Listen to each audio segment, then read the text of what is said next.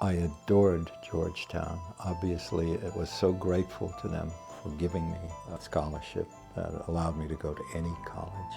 And if I was going to write a novel where these things take place, one, it could not possibly be something like Salem, Massachusetts, for God's sake. It had to be now, the real world. It's the busy, bustling, modern streets of Georgetown.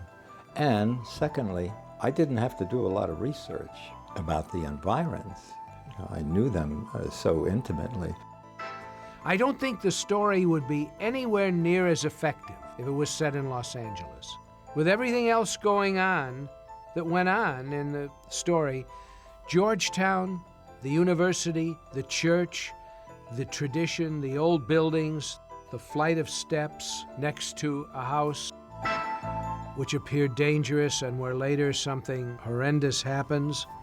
All of these are little visual pieces of a larger puzzle that when you start to explore them, they begin to add up in the audience's subconscious and create the mood of the film. Most movies are a combination of set and locations, and The Exorcist was a wonderful combination and appropriately done. Our location scout did an amazing job finding those locations because the places in Georgetown, for example, were beautiful.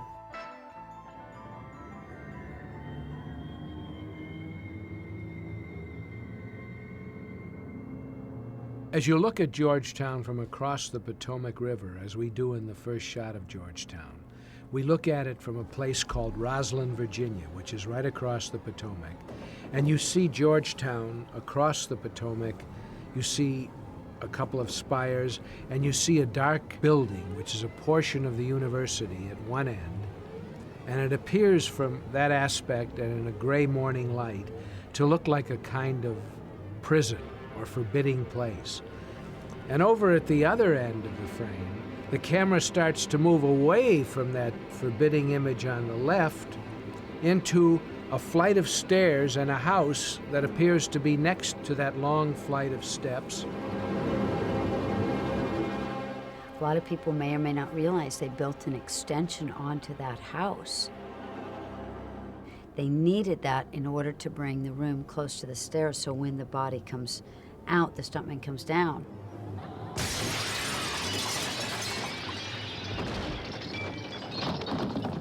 Billy Friedkin had me there the night that they did the stunt fall down the stairs. All those stairs were padded with just the smallest amount of padding.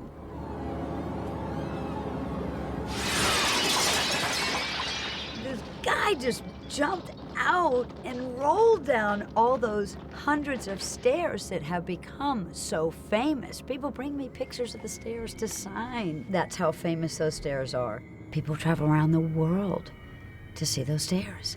And they're only, they're literally not wide at all. That's what we want. That's exactly what we want. Filming around Georgetown was as rich an environment to photograph as the Iraqi desert. The campus itself is a Jesuit campus, and so there is an air of religiosity about it, where there is a tradition of Catholic belief and teaching, which is inherent in the very structure of the buildings themselves as you get closer, and in the hallways and in the chapel and everywhere that we film. Everything that appears in front of the camera is suggestive of a kind of religiosity and a belief that is going to hang over the entire film. The whole town sort of revolves around Georgetown University.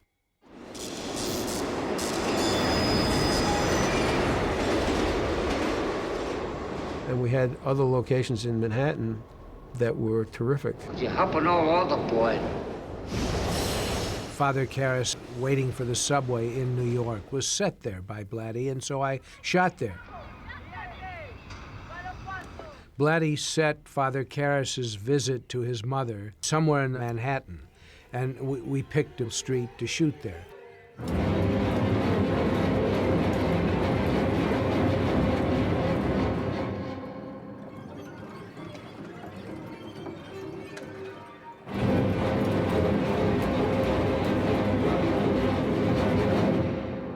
Mama?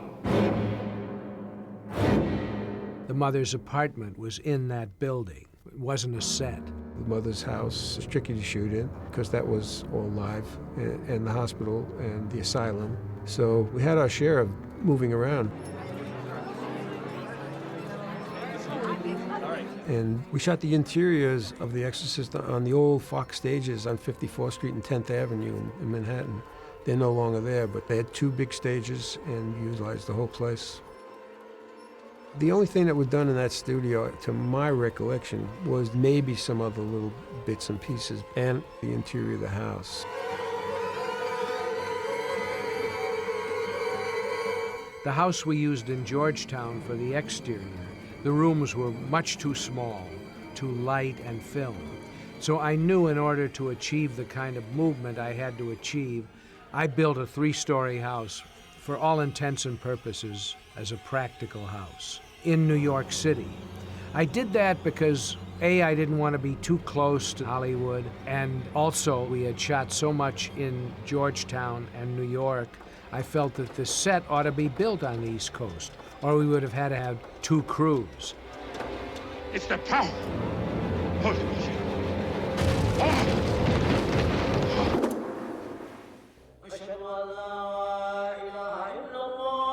Blatty set the opening in Iraq, so I went to Iraq.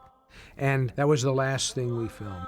Everyone told me there's no way you'd ever be able to film in Iraq, because even then, the U.S. had no diplomatic relations with Iraq. Through Jack Valenti, who was head of the Motion Picture Association at the time, and a good friend, I was able to contact the Iraqi embassy to the United Nations, and I met with the ambassador. And I told him what I wanted to do, never thinking he'd allow us to go to Iraq and film.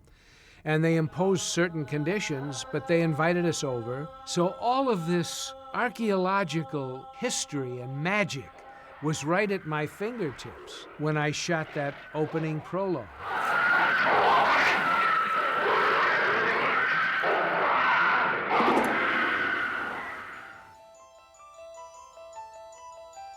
I felt in many ways when I made the film like a landscape painter.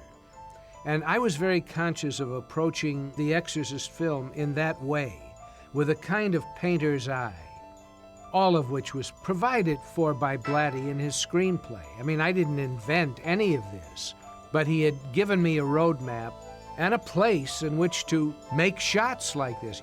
And when I saw it, it took my breath away.